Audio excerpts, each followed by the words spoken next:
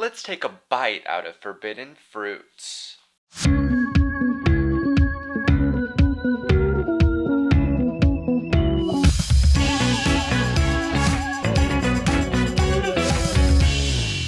Greetings, it's Ciara Myst, the gal who puts the itch in witchcraft, and this is Trick or Treat, a series where I review all things horror, discuss queer themes, and decide whether or not something is a trick or a treat. Here, we aren't just giving you a summary, we're breaking down bisexual lighting, questionable wigs, goops, gags, all while trying to remain spoiler-free. And that goes for you in the comments. But beware! Some spoilers may slip out. This week, we are tempted by Forbidden Fruits, the comedy horror flick written and adapted by Lily Houghton from her 2019 stage play Of the Woman Came the Beginning of Sin.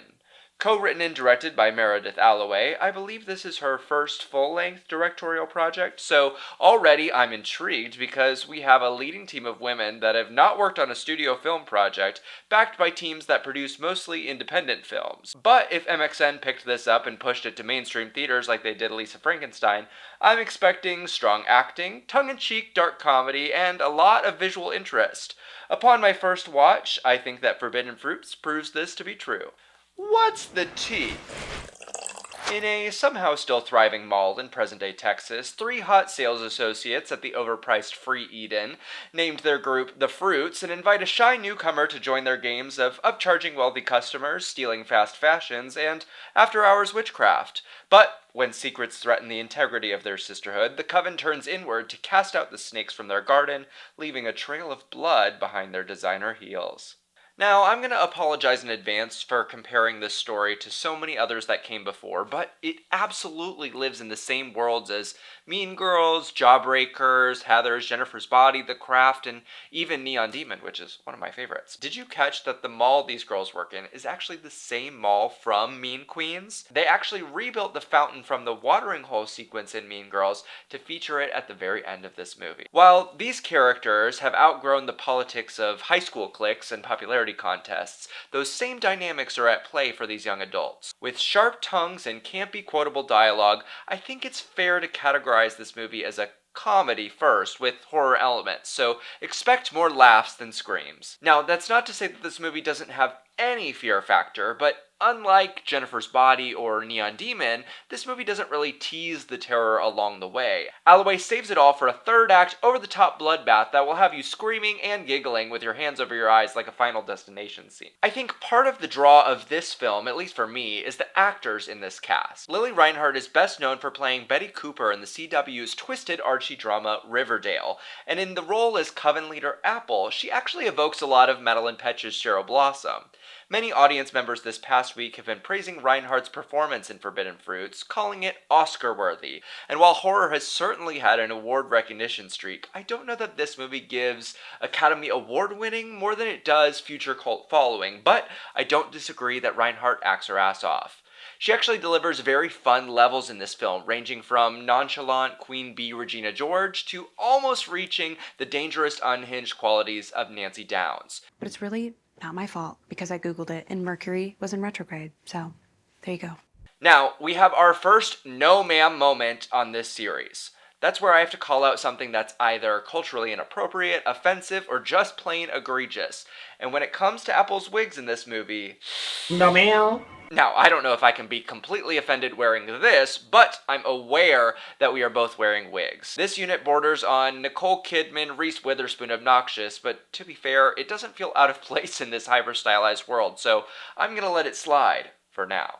Alexandra Shipp plays Fig, who hopes her spellcasting can manifest a grad school acceptance and a ticket out of the mall. Shipp is effortlessly relatable in any role she plays, whether that's X-Men, Love, Simon, or Tick Tick Boom. Now, another musical actress joins the cast, Lola Tung from Broadway's Hadestown, making her commercial film debut as newcomer to the Coven, Pumpkin. The next in line of characters like Katie Heron and Sarah Bailey, Tung perfectly captures that up-and-coming Queen Bee character, with one scene directly referencing Andy Sack's transformation in The Devil Wears Prada. The Mojave Body Mist? Yeah. I'm wearing it. Tung has potential to become a final girl contender in future projects if she gets the opportunity to show us a bit more grit and fight that we only caught glimpses of while she was Pumpkin. And the last of the fruits to round out the coven is Victoria Pedretti as Cherry, a Karen Smith blonde bimbo in struggling recovery from alcoholism, drugs, and sex, and she keeps track of her calendar with the days of her week embroidered onto her panties. This character feels like a huge departure from everything I've seen Pedretti do. She's most widely known for being the lead victim in the stalker series You on Netflix, as well as a part of Mike Flanagan's go-to horror leading ladies, playing in Haunting of Hill House and The Haunting of Bly Manor. Pedretti has always delivered as a grounded actress and a powerhouse scream queen, so to see her embody a character that's so comedic, juvenile, and still layered is such a fun departure. While the other characters may have been a bit more drama or bite, Cherry is ultimately the character that I can see fans falling head over heels for and quoting for years to come. Now, I feel the need to address the witchiness in this movie before I dive into any of the other themes. While some of the other films I've mentioned are very forward in their portrayal of witchcraft or other occult themes, this movie is witch-light. In Neon Demon, for example, we get models eating each other for youth and beauty. In The Craft, the coven funnels the powers of a deity for their own personal gain with life and death consequences. Forbidden Fruits, the fruits mix up potions to be skinny and hot.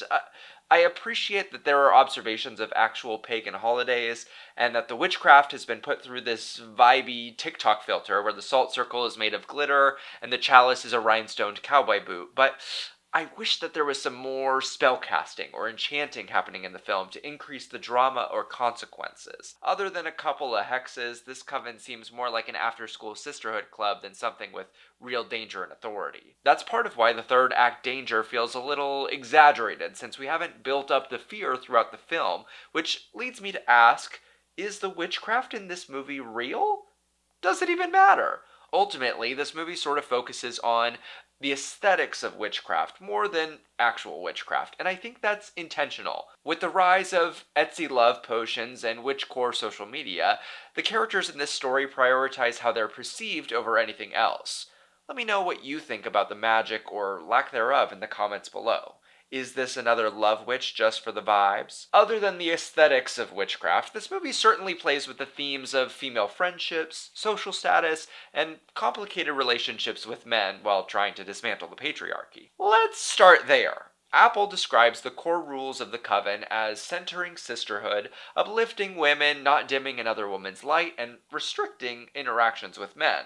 On the surface, these feel like Barbie-esque qualities to support women and prioritize positive female relationships.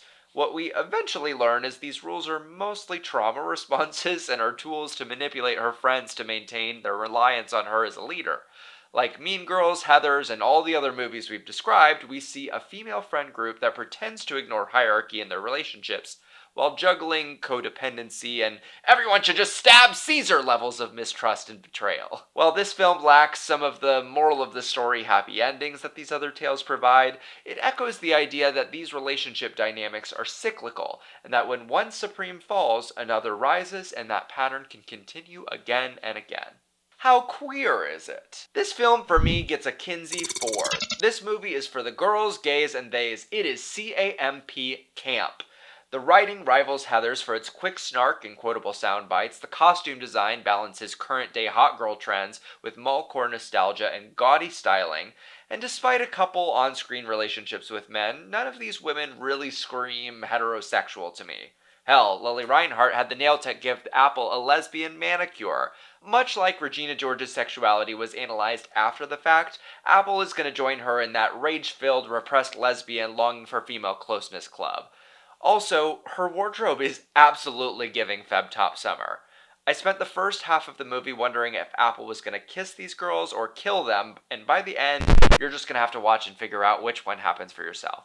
Also, thank you for showing us man butts. Our girl Cherry has a string of flings in the dressing rooms, and the men she goes for give the audience a pretty good show. Now, I thought that maybe the point of this was to decenter female nudity in these types of sex scenes, but not so much. I got quite the chuckle when we later see Cherry undress confidently in front of Pumpkin, having her girls on display for the entire scene. Girl, I live. Now, this flick definitely gagged me quite a few times. The gore in this movie had me clench into my seat, shouting, screaming, and cracking up.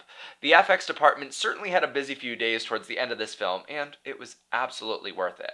I've mentioned the writing and the quotability of this film a few times, so I think it warrants multiple watches to catch all of the nuance, but one of the scenes that tickles me still shows the witches doling out sequins on their tongues like a club drug. When Cherry's rolling around on the floor asking, "What did we take?" Apple casually replies, "Sequins, it's a placebo."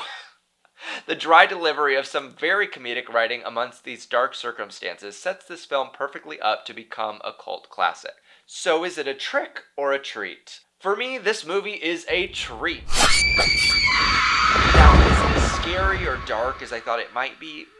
Not really, but it absolutely delivers on a fun, campy story with a beautiful aesthetic, a nostalgic, grainy, colorful cinematography, sickening wardrobe, and enough gore for me to still squeal at the theater. Without spoiling, let me know what you think in the comments below. Did you think Forbidden Fruits was a trick or a treat? I also mentioned several other movies in this review and would love to know your thoughts on those too. If enough of you comment about a specific one, maybe I can do a sort of rewind review of some of our favorites. Until then, stay gorgeous.